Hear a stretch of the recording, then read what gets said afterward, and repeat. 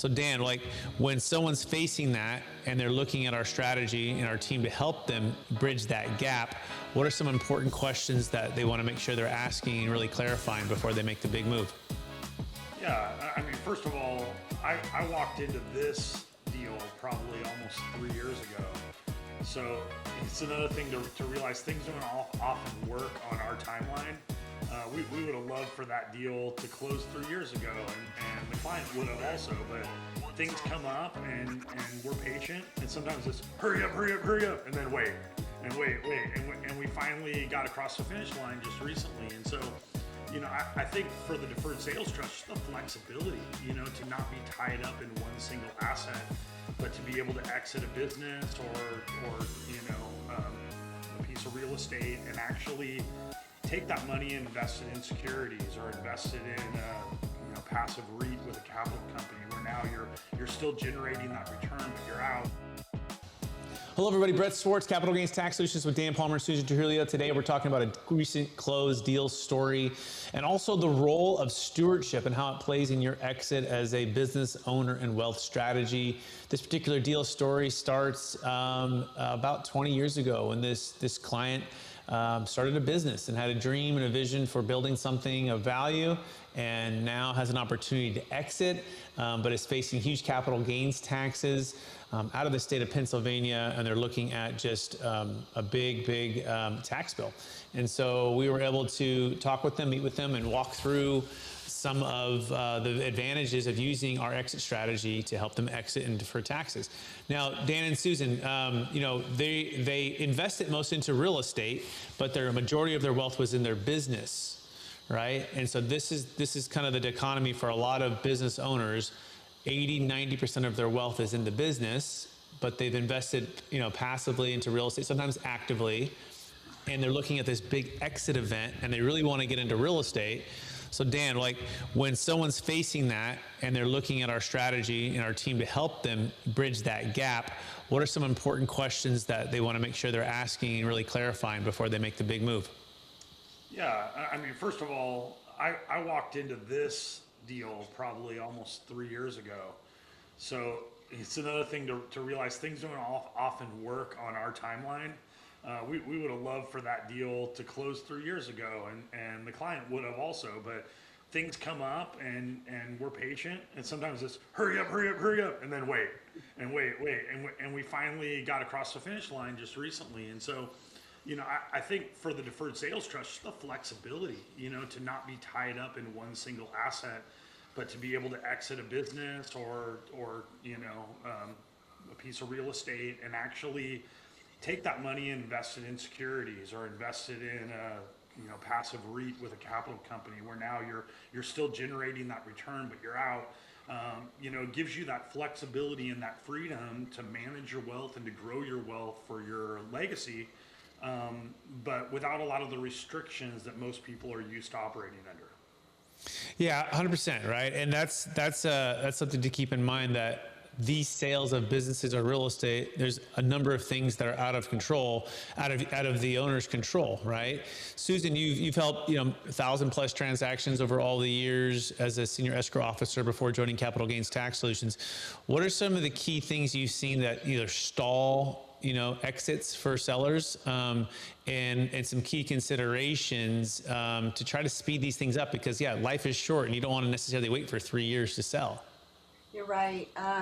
The stalls have to do with just people being unsure of the deferred sale trust, the process, and sometimes their own people will steer them away. But once we get them on board, we've seen that they've moved forward and been really happy with the results here.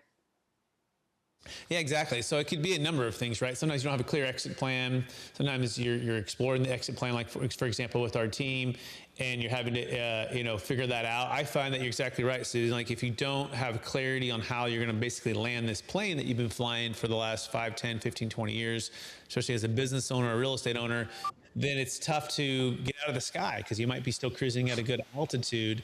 But there can be some major life changes with health. There can be some major life changes with partnerships. There can be some major life changes with just the journey you're on as an entrepreneur, as a real estate owner, or whatever it is that you own. And I think the key here is to keep pressing through. It reminds me of another deal with Warren and Catherine in Sacramento when we helped them sell their apartment complex and use our strategy to defer the tax. They also were in this situation where they knew they wanted where they wanted to go, which was more time with their kids, more passive income. It took three escrows, right? So it fell out, if you remember that one, Susan, and then we finally closed it. There was a fire that was out of their control, right? Out of, it was almost burning the town down in Placerville, really tough situation. There was an unpermitted unit that they didn't even know that they had until basically the new buyer did escrow or did due diligence. And then finally that second one fell out. And then finally the third one, it hit, and we're really grateful they persevered because the market really shifted at that point. Interest rates went up and they unlocked what they wanted. And so Dan, these things are out of people's control, but one thing they can control is persevering and pushing through. So this recent deal we just closed for the business owner in Pennsylvania, they pressed, kept going, had to get a little creative with the buyer that they had, took a first big tranche to start, and they have a second tranche coming in a year or two. But this unlocks the freedom that they really wanted, and now they get a chance for some passive freedom, passive cash flow versus active ownership in the business. So for these types of clients, and for those who are listening, Dan, what is it? What are some questions or some thoughts that people need to understand, or even just a clear vision of what it's going to be like on the other side once you close? Because you go from being so active and owning and doing all the things yourself to kind of, in a sense, handing over the reins a lot to our team and the group that we build the team with for investing. So walk through what that looks like and feels like for clients that close, Dan. Yeah, I think that's really the sweet spot for the deferred sales trust. You imagine someone, say they have a $2 million piece of real estate that they're managing, and it creates a certain amount of cash flow, but there's so many variables attached to it. They don't know what the property tax is going to go up. They don't know what insurance is going to go up, or what's going to happen in the world. Like you were talking about the fires that disrupted everything. For a lot of people across the states when we were having all those fires. So you have all these things, maybe a tenant leaves and you can't replace them quickly, and you're losing that revenue. And so they have this incredible piece of property that's worth a lot of money on paper, but it's not necessarily generating income for them. And then you fast forward to hitting the deferred sales trust, and it gets invested passively, and say it was invested at 10%. Now they've got $200,000 a year of truly passive cash flow, where they do nothing and the check just hits. Every month that check hits their account. At the end of 10 years, they look in the trust and that $2 million is still sitting there. It's like the golden goose, laying the golden egg. And so for a lot of our clients who've spent their entire life building incredible things, that's why they have these properties and these businesses that are worth so much. They've worked and worked and worked. And maybe for the first time in their life, they're like, oh my goodness, I can take a breath. I can relax. And the money continues to hit their bank account every month via the deferred sales trust. And so I think that freedom and that flexibility and that relief, the anxiety's gone. The cash flow's there for them to live out their dreams, to visit their kids or their grandkids, to go on that trip they wanted to take, and so that's what I love about our clients, is just seeing that sense of relief, that understanding of, whoa, this passive cash flow is real. I'm kind of out. It's not all on my shoulder. I'm not carrying the weight of the world. And that life that I always dreamt about is there. Absolutely. We like to say around here that truly passive income is to your freedom and impact, as compounding interest is to your money. Most of us as business owners or entrepreneurs or real estate owners, we understand compounding interest, right? It's the seventh wonder of the world. It helps you get momentum on your side when you have it. If you don't have it, it can be very, very challenging. And so combining that aspect with something on the opposite, which is probably one of the most painful things in the world, at least financially, is paying taxes, right, at a high rate, especially given what's going on in the world these days with governments wasting and abusing and just it really kind of burning our tax dollars out the window in a fire. And so you combine those two things with the really, really negative with the really, really positive and compounding. And if you can unlock it in a way when you exit, it creates this momentum moment and it can go in your favor and it can compound in your favor, and that unlocks freedom and impact. So truly passive income is to your freedom and impact as compounding interest is to your money. And so, but you do need to set up, you do need to get things in order. Susan, what are some of the key things if someone's listening and saying, hey, I'm at least interested in learning more? What are some key steps that you want to make sure that you're, if you had a checklist and you're like, okay, here's some key things to start out and make sure you keep aware of? Yeah, definitely get in a call with us, learn how the deferred sale trust can truly help um, get your people on board with this, your CPAs, your tax attorney, um, real estate agents really need to understand the language involved to make sure that the deal closes timely and everyone has been fully disclosed.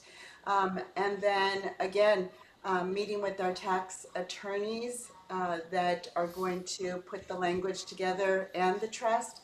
Once all that's done, we do all the hand holding there. Once we release it, they get the sigh of relief and move forward with the deferred sale trust and ultimately find out how truly impactful it is to close and to live that life. So that's what I'm enjoying most is letting go of the hands and then seeing the results after, getting the call from the client after close, um, hearing their success stories and really um, feeling them um, be so relaxed now after their deal's closed. Yeah, sometimes it takes 3 months, 6 months, 12 months, because you've been doing the thing you've been doing for a long time, and it is new. It's a new team. It's a new investments. Although if you are an entrepreneur and you want to go back into your own deals, you can partner with the trust to do your own deals. We have lots of we call it purpose-driven entrepreneurs who are still in that wealth accumulation, that wealth building, and they still have that calling to pursue their passions to serve in a new business venture or expand a second business that they've been working on, or invest into real estate and serve Airbnb or build an apartment complex or build luxury homes that they can sell. That is a really neat part about this. Like Dan was referring to, flexibility. It doesn't necessarily mean you're completely retired, although you can be retired. We have clients that have, moving from we call it the warrior king and then the sage stage, right? Warrior, you're on the front lines doing all the things. Sage, and then king, it's like you've established and you've kind of conquered that area of the marketplace or your investments. I can just add to that, Brett. Yeah. Most people like the idea of being retired much more than the reality of being retired, but the ball's in your court. That's the beautiful thing, is the freedom to say, it's up to me now, rather than I have all these responsibilities and bills and I don't have a choice. I have to work. So the idea of being retired is a very sweet idea. The reality often doesn't match up because we need purpose and we need something to get up in the morning for. But the ball's in your court and you have the freedom to determine what you do or don't do. That's really the beauty of the deferred sales trust. Couldn't agree more. And by the way, some creative ideas that our clients are looking at or exploring is like literally partnering with their kids on the next business venture. Where this is a cool thing and a dream where the dad or the mom is like, wow, my kids are now of age, they're out of college or they've had some working experience and they're ready to start this new business venture. What a cool opportunity that the trust can be a joint venture partner to fund this new business dream that they can do together. Right? And or the grandkids, right? Maybe you're even older and you're like, well, can I fund my grandkids' dream to start a business? Yes, you can do that, right? So you're not stuck in a box. And so it doesn't necessarily mean you're taking it on all yourself, and or you have an operating partner who wants to run that multifamily complex for 300 units and do all of that. But you're more the strategic and like define the deal or negotiate the deal and put it together and provide the funds, right? Through the trust, partnering with that other partner who's going to manage the property on the ground. All of these things are available. So you just realize that it's not something that you're set in stone and you're not set in cement. It's flexible with you and your lifestyle and what you're wanting to do. And again, if you want to learn more about all of this, you can go to capitalgainstaxsolutions.com, capitalgainstaxsolutions.com to get started. We really focus, just so you know, for those who qualify, $1 million net proceeds, $1 million gain is the minimum. It can be Bitcoin, it can be a business, it can be real estate, it can be stock, public or private, it can be a high-end luxury primary home. So to Susan's point, if you're a real estate agent, CPA, financial advisor, M&A advisor, business broker, and you have clients that are facing these large capital gains tax situations, we are here to serve and help and provide options to see if it can be a great fit. Just go to capitalgainstaxsolutions.com. Okay, Dan, what other questions you think someone might have after listening what they've listened so far that we can kind of toss around here or talk a little bit more about? Just what does that flexibility look like? People are used to kind of the restrictions of the 1031 exchange. If they decide to use this more flexible option, how does that kind of open up avenues for them moving forward? Yeah, so first thing is asset selection and opportunity to diversify, right?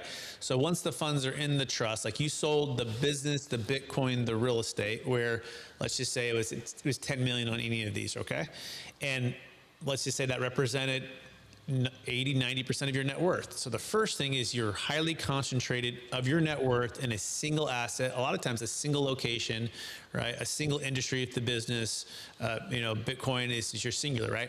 Now, once you exit, it's in the trust can invest into anything. It can do a combination of all three of those asset types, plus stocks, plus really stocks, bonds, mutual funds, insurance, real estate, business ventures, passive or active. It's super flexible. So that's the first thing of the flexibility is the asset selection to diversify the wealth. The second part of the flexibility is liquidity, right? The ability to be liquid, meaning the trust has liquid investments, which is, trade plus a day or two, to be able to access the capital to go on to the next opportunity or to be able to pay the promissory note back to you, realizing that you are the creditor in the situation. You're the bank, you've lent the money to the trust, and the trust can pay you back. But just having the ability for the trust to have a note amended to be able to pay you out sooner or increase or decrease the payment, and having that flexibility is also a second piece that's really nice, versus if you're in a business or real estate that's considered illiquid, meaning it's going to take 3, 6, 12 months to sell it, right? Like we've been talking about, part of the deal in Pennsylvania that was delayed was the market shifted. Interest rates went really high, and the buyers, quite frankly, got a little bit colder feet and had to really spend some more time and energy and structuring and finding a bank that could finance and do everything. So these are the things that happen, which is out of control, but liquidity on the opposite side means you have more flexibility. So those are just a couple of things that come to mind, Dan, on the flexibility of that. You can also, by the way, go into real estate debt. This is really key. Like real estate, sometimes we think it's all illiquid, but there's funds that are real estate debt funds that sometimes you can get the money out in 30 to 60 days. So I call that semi-liquid, or 30 or 60-day liquid, or 90-day liquid. So it's not all the way liquid, meaning a couple days or a couple years that it's going to sell. It could be in about 30 days. And so if you're somebody thinking like, hey, I'm not really that comfortable with the stock market. I don't want to diversify in the sense of industry. I want to stay in real estate because that's how I made my money. We have a lot of clients like that, and we understand that. That's really how our heart is too. We're very real estate focused. We diversify as well, but we can build real estate investment advisory allocations that are 100% real estate, but are in different segments of real estate that are not tied to just equity positions. They could be debt positions. They could be fund in different funds. It's really up to you. Now, we do like to work with financial planners, and we do like to work with. We have some of the top that we work with to build a balanced allocation. Okay. That's diversified into different asset classes. So those are some of the things that come to mind, Dan. Any other questions or thoughts on that? I think that was great information for everyone. Okay. I think we did well today. We're about 20 minutes in. Just a quick overview of what we're doing and how, in a quick deal story. Again, we're here to help you steward your capital when you exit. We do need to set this up before the close of escrow. We also have our best 1031 exit plan, so keep us in mind for that. If you're using a 1031, we can save a 1031. Oh, damn, we recently had one where we couldn't help the client. Right? Quickly talk about that one and some of the mistakes that maybe that client now has learned. Unfortunately, they didn't find us soon enough. Otherwise, we would have taught them. Yeah, the client, was already in a QI company when they contacted us, and they had a 1031 that failed. And so the QI company said, hey, we're going to deliver this cash to you, and you're going to be taxed on it. And he said, whoa, I want to use the deferred sales trust. And so it came to us, and we said, we would love to help you. Will the QI company transfer your deal to another QI company, or are they willing to work with us? And they weren't. And so he was stuck. So he said, next time I'll go with your QI company that actually has the language already in place to allow you to save that failed 31 exchange by switching to a deferred sales trust. And so that was a painful lesson. Maybe not having all the conversations before closing, before you actually go into that 1031 accommodators, and so that one was too late. But we know the next time he'll talk with us beforehand, and we'll make sure he's 100% set up to move forward. So some quick tips on this, right? And we're going to be covering this in a future video, like really in detail. Dan's kind of just giving the quick highlights, the cliff notes, but some quick things on this. Any 1031 that you're considering using, contact us, because we have the best 1031 exit plan, and we call it the best because guess what the best one is? The best one is that it doesn't have to fail, and you don't have to get crushed with tax, that you have an alternative to use the deferred sales trust with us that gives you option and leverage to negotiate. We'll dive into all the strategy behind that, but just some quick things to keep in mind. Contact us before you close. Use the best 1031 exit plan. Okay. 2 or 3, make sure you're not using, typically these big QI companies, they just don't want you to know about the deferred sales trust, or they don't legally agree with the way that it works. Okay, well, they're not paying the tax. They're also really big, and they're just inflexible. They're really big and inflexible. We're not going to jump through the hoop for you. We're just... Yeah. We have too many other people that we can work with, and we don't really need your business, is what they're saying, right? And so we're like, okay. So clients, once they learn about this, like, why would you ever go back? Exactly. Why would you get into a plane if we knew that Southwest, for the history of Southwest, will offer parachutes, right? That just in case something goes down, you can all jump out, right? Would you had a choice to choose between Southwest and, let's say, United, right? And United didn't have it, and it's the same cost. Right. Although I think ours is, most, our best 1031 is about $19,997. So versus about $1,000 or $1,500. Just kind of depends on the QI. But it's basically essentially the same cost. Would you ever fly a plane that you didn't have a parachute? Now, hopefully you're not crashing, but still think about that, right? At least you have a chance, right? If otherwise you don't. Okay, we'll talk more about that in the next one. We're out of time. Go to capitalgainstaxsolutions.com to get started today on all the things we're talking about. Also check out the book, Building a Capital Gains Tax Exit Plan. You can find that on Amazon. And it's with Kevin Harrington from Shark Tank and other really smart folks like Tony Robbins, CPA, Don Winters in the book. Really cool, Building a Capital Gains Tax Exit Plan. Find that at capitalgainstaxsolutions.com or on Amazon. Appreciate everyone listening or watching, and we'll talk to you all again soon. Bye now.